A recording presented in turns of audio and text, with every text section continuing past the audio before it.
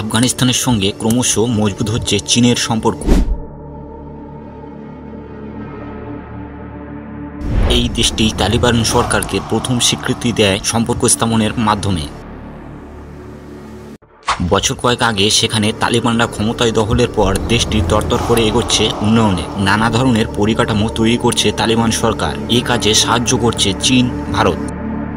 চীন থেকে প্রথম রেল ট্রানজিট চালান ইরান হয়ে আফগানিস্তানে পৌঁছেছে। চালানটিতে 1000 টন লোহার কয়েল রয়েছে। এটি ইরানের রেলপথ দিয়ে হেরাত প্রদেশের রোজানাগ স্টেশনে পৌঁছেছে। আফগানিস্তানের গণপূর্ত মন্ত্রকের মুখপাত্র মোহাম্মদ আশরাফ বলেছেন, খাফ হেরাত রেলওয়ে প্রকল্পের কাজ সম্পন্ন হলে আফগানিস্তানের অর্থনীতির জন্য নতুন সুযোগ তৈরি হবে এবং এই অঞ্চলে বাণিজ্য ও ট্রানজিট সম্প্রসারণে একটি উপযুক্ত ভিত্তি প্রতিষ্ঠিত হবে। আফগানিস্তানে ইসলামী আমিরাতের গণপূর্ত মন্ত্রক আফগানিস্তানে বাণিজ্য, ট্রানজিট এবং বর্ধিত পরিবহন সম্প্রসারণে আরও সুবিধা প্রদানের জন্য রেলওয়ে অবকাঠামো নির্মাণের চেষ্টা করছে।